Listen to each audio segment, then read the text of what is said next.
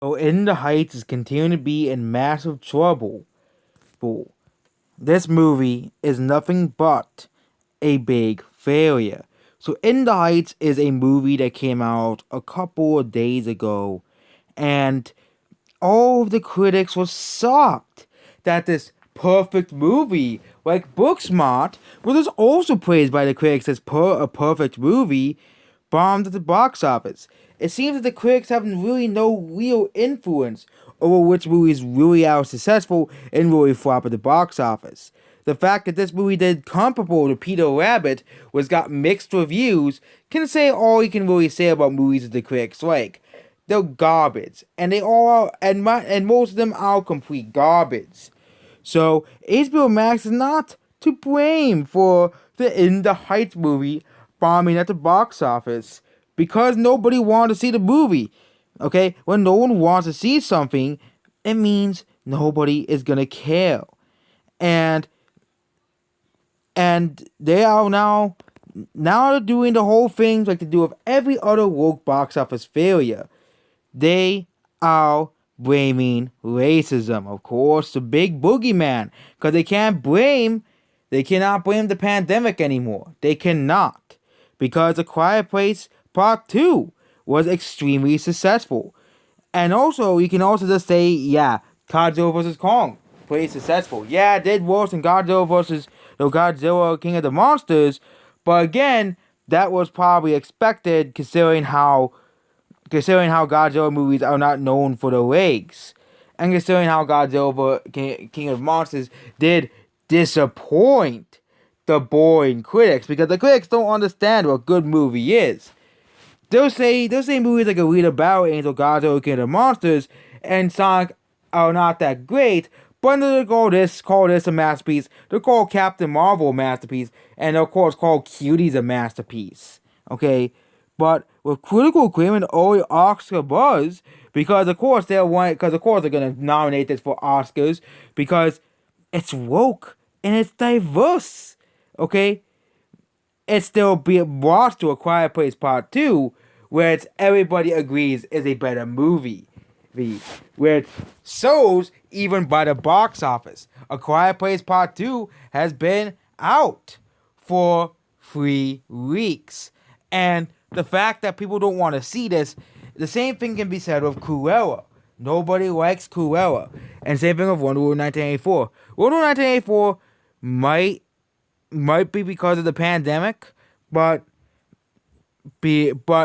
there's no excuse for this movie flopping here, considering how well A Quiet Place did, and actually how well Conjuring 3 did at the box office. Okay, and probably how well future movies will do. So there's Venom 2, Let There Be Carnage, Spider-Man No Way Home, and of course No Time to Die, and the next Mission Impossible, and the next Top Gun movie, and Fast 9. Despite the critics not liking it, and of course there, but it did far worse than Godzilla vs. Kong and Tom and Jerry. Okay, those movies did far better in the theaters than in the woke pile of garbage called there. And they're saying that people are blaming HBO Max. They're trying to make you buy a subscription. But according to Samba TV, the movie did abysmal on HBO Max. It's doing abysmally on HBO Max because nobody wants to see it. And the difference between Cruella and this movie is that In the Heights is a free movie. It's a free movie. It is a free movie. Okay, Samba TV basically said nobody's watching this movie. Nobody cares about this movie. Literally, no one cares about this movie. Okay, nobody is watching this movie essentially. Okay, and this is just a long line of movies that Hollywood has made trying to appeal towards the certain audience and making it woke. I have not seen the trailers for the movie because I don't want to watch the musical. Musicals are not that great, okay? But what I've heard from many other YouTubers is that they watched the trailer and all they did was just advertise, oh my god, look how diverse we are, kind of like the Turtles, and you wonder why no one's watching this. You wonder why nobody wants to see this, okay? The movies did much better, did far worse than Godzilla vs. Kong, Mortal Kombat, and The Conjuring. This movie, probably at the end, will probably do far worse than Mortal Kombat, which is laughable to see at least. Especially considering that movies like Fast 9 and, yes, Black Widow are coming out in the next couple of weeks. This movie's not really going to have the same legs as The Greatest Showman. The Greatest Showman was released on a Christmas week, and it had those Christmas sales. And yes, the film might do well in, of course, Latin America, but people in Latin America don't like wokeness even more than we do. They got angry when the woke started calling them Latinx, which is basically implying the Spanish language is sexist and racist. But according to Samba TV, nobody cares. The movie it needs to make around $110 million at global box office as well, and doesn't include the tens of millions the Warner Bros. Spent on the marketing. Plus, the $55 million does not pack to the millions of back-end Warner Bros. Paid Miranda and John M2 to keep them happy, as the studio put the movie concurrently on HBO Max. It probably needs to make gross $200 million to be a financial success, and to be an actual financial success to get like a sequel or so. $110 million to, not be a box office failure. Despite stellar reviews, which of course the critics love it because it's woke, and strong audience scores, which are from like the two people actually seen the movie, it proved difficult to market for several reasons. Because, and yeah, they're blaming, of course, the big boogeyman that this movie that racism, blah blah blah blah blah. They're gonna pull the same reasons because nobody wants to see these movies. Nobody wants to see In the Heights. Nobody wants to see it, and now the movie's being accused of racism. Yep. We're back to this again. The movie is about the director. Miranda, of course, apologizes because it wasn't woke enough for Twitter. When will Hollywood learn? It's the same thing with game companies now. When will they learn that Twitter is not the audience they need to go for? Okay. If you look at the box office successes for 2020 and 2019 and 2021, excluding, of course, the monopoly, otherwise known as Disney, you'll see that movies that people actually like make more money than movies that people don't like. Let's do a comparisons on the numbers.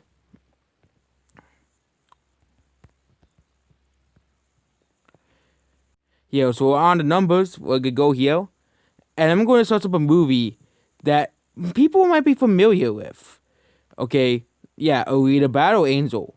Okay, we can compare this to various other movies that have came out during that time. They'll have similar amounts of money.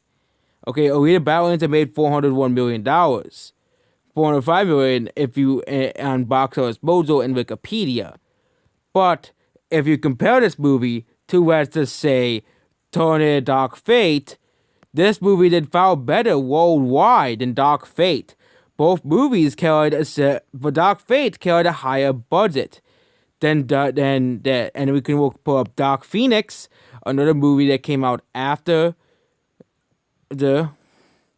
as well. We can pull out Dark Phoenix. We can pull out Cruella, which apparently, according to many sources, has a $200 million budget and is doing far worse worldwide than Alita. So this is Cruella. We're gonna put in another Birds of Prey, of course. We can put in, of course, Men in Black International. No. And look at this. Look at these worldwide grosses. Okay. These movies, except for Dark Phoenix, all were considered woke and amazing. Okay? And Men Back to National. But Birds of Prey, Cruella, and Tornado Dark Fate were all called imaginative and so great because they're so woke and amazing. We can even put the comparison for Booksmart. A movie that the critics said was a classic, an underrated classic masterpiece. Meanwhile, the movie only made $24 million worldwide. $24 million. But the critics were saying it was a masterpiece, just like In the Heights. The movie that the Omega probably not walk for Best Picture nomination because of how woke it is. So yeah, here we have In the Heights, which is doing comparable to fucking Booksmart, one of the worst comedy movies ever made. The fact that literally nobody cared about it outside of America, only making $2.2 million. We can compare that to Alita, which all they did was just complain about how her eyes were too big. Her eyes were too big. Well, apparently more people would rather watch Alita than any of these piles of garbage. Okay, but In the Heights was supposed to make $20 million. It was supposed to be a massive box office success.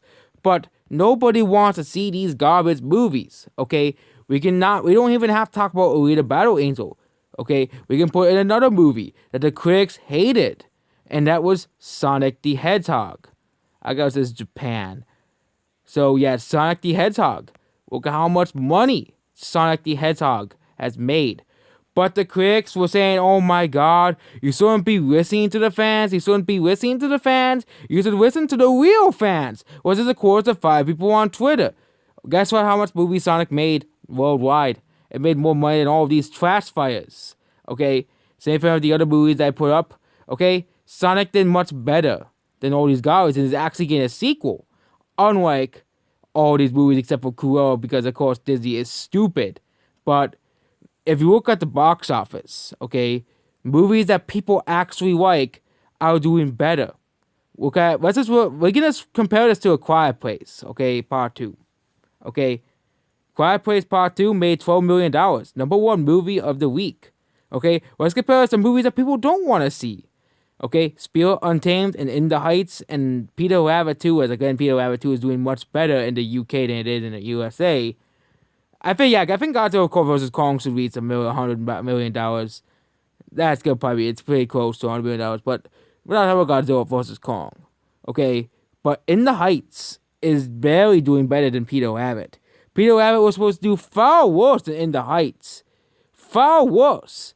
But In the Heights is barely doing better than Peter Rabbit 2, which is how Sony expected the movie to go on, go on in North America. Good. And of course, Peter Rabbit 2 doesn't have the help of the holidays. And it isn't really doing too well either, in terms of ratings-wise. Because again, who really wanted a Peter Rabbit sequel? Okay, not me. The first movie was already bad enough. But let's just look at A Quiet Place Part 2. And Quiet Place Part 2 will probably outgrow Dark Fate, Dark Phoenix, Cruella, but Birds of Prey. It already has beaten Cruella. But Cruella is gonna go $200 to $300 million. Of course, the movie if the movie does have a $200 million budget, Cruella is nothing but toast. Nothing but toast. Just like In the Heights, just like Booksmart, and all these other woke failures. Okay? It's just, when will Hollywood warn? When will Hollywood warn that people want to have movies of a good story without a woke message? Okay, that's why A Quiet Place is still continuing to top the box office. It is because people want to see movies of actually good stories. We can go to the 2021 box office, okay, and see what the highest grossing movies are domestically. If it will let me. Oh wait, we have this here. We have the yearly annual box office here, and the top grossing, and yeah, it's still, the box office has not caught up to where it usually is in the box office, but it is eventually gonna catch up. But we have the top grossing movies of the year. Okay, we have the top 2 highest grossing movies of the year. That is Godzilla vs. Kong and Quiet Place Part 2. No other movies come close, except for Cruella, which is surprising to say at least. But Hollywood is just trying to kill themselves at this point. No wonder they didn't release Luca and Fetus. Wouldn't be surprised if Luca was woke as well. And Pixar is going downhill anyways. So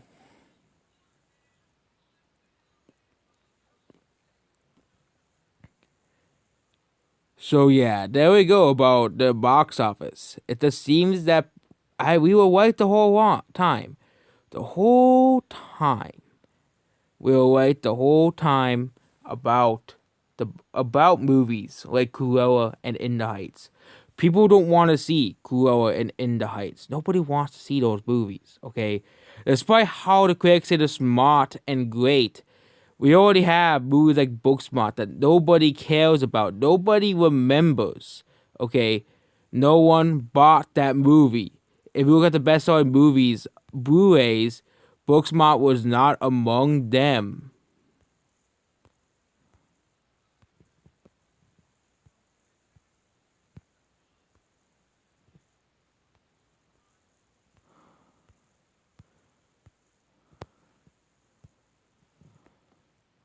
I'm having a problem here. Won't even let me.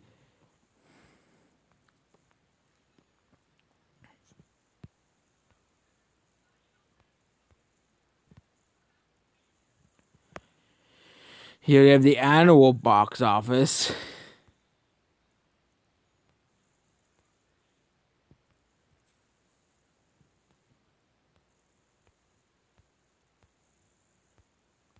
And they can call movies like Booksmart, call classic all they want, but it won't really be remembered. Okay?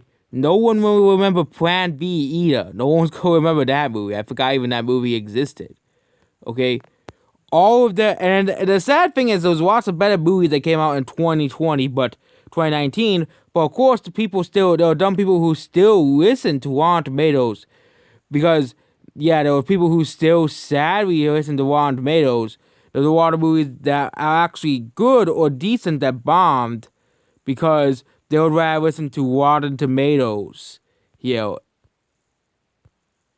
we gotta look at the Blu-ray sales here, okay? But they have not really updated in a while. But they haven't really updated this in a while, so we can't really. I'm still trying to get this 2021 domestic list. Oh, but all we have to do is look at the highest grossing movies of 2020. Sonic was number 2. Okay, number 2. Okay? Number 2. Okay? And yeah, but there was a pandemic, so we go back to 2019. Okay? Aside from the monopoly called the Walt Disney Company, okay, what were the highest grossing movies of the year? Okay, Joker. You have John Wick 3. You have movies like Shazam, Pikachu, Godzilla, King of the Monsters, up there. Where is Booksmart? Hustlers barely made $100 million. Okay, Save a Little Woman barely made $100 million worldwide. Okay, Pets 2 even made more money than movies like. And you're gonna read a Battle Angel 34. It beat movies like Man Black International. It beat Dark Phoenix, Turner, Dark Fate. It beat Birds of Prey. But they're the one. But this is the movie. But her eyes are too big. That's the main thing they made fun of the movie. And then when they couldn't make fun of her eyes anymore, which was a stupid criticism, but then they call, The Lion King remake a masterpiece and say it's like one of the greatest movies of all time. Or they'll praise, the bad CGI of Black Panther or any Disney movie just for say, it just shows the real double standards. And the fact that people still listen to Rotten Tomatoes and the critics is absolutely insane. Which is why we have movies like Midway that will not do it, that flop, and Godzilla underperform because people would rather listen to Rotten Tomatoes and The Wires at Rotten Tomatoes because they will tell you which movies are good or bad. Because you should really listen to their opinions. Their opinions are the only opinions, the establishment. That's why Joker's success is so important. It's because Joker was a middle finger against the establishment. Which is why they tried to do everything in the power to make sure that movie was a failure. Okay? They're doing it now. They gained the Twitter mob. When they announced the sequel to Joker, they got the Twitter mob out to complain about Joker, okay? Because Joker was a middle finger to the Rotten Tomatoes, establishment, which was essentially like that. Okay, which the Rotten Tomatoes establishment helped movies like Captain Marvel succeed, and tried to help movies like Cruella and Charlie's Angels succeed. Okay, you know, but it seems that people are starting to finally wake up to the Rotten Tomatoes establishment. They think they can tell you which movies are good or bad. Yes, there are some really bad movies that you should not see, but do have really bad scores on Rotten Tomatoes. But the fact that movies like, Justice League and Batman v Superman, and I don't like Batman v Superman, but the fact that Suicide Squad and Justice League and Batman v Superman have 20% on average, meanwhile Captain Marvel is saying that it's 78%, no joke, can really tell you something about Rotten Tomatoes right there. I can even show you the scores right now. So yeah, first we'll look at Zack Snyder's Justice League. What score Zack Snyder's Justice League? Everybody says it's a masterpiece online. 71%, that's a pretty reasonable score. We can look at the original DCEU Justice League, which a lot of people hated. But look at the original Justice League movie, okay, which has a pretty low score on IMDb too. The original Justice League has a 40%. Must be a really bad movie. Must be. Okay, we can go to Suicide Squad. It was so bad that even Game Theory made a video about this in his other channel, Film Theory. Because this is absolute proof. We could go to Suicide Squad as well. Suicide Squad was awful, but not as bad as Captain Marvel or Birds of Prey. But 26%. Oh, that must be super bad. Okay. We can go to Batman vs. Superman. Not the ultimate, not the extended version, which people say is much better than the original movie.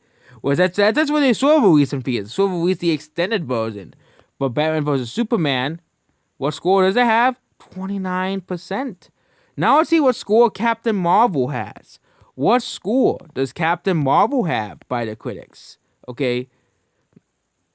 What score does Captain Marvel have?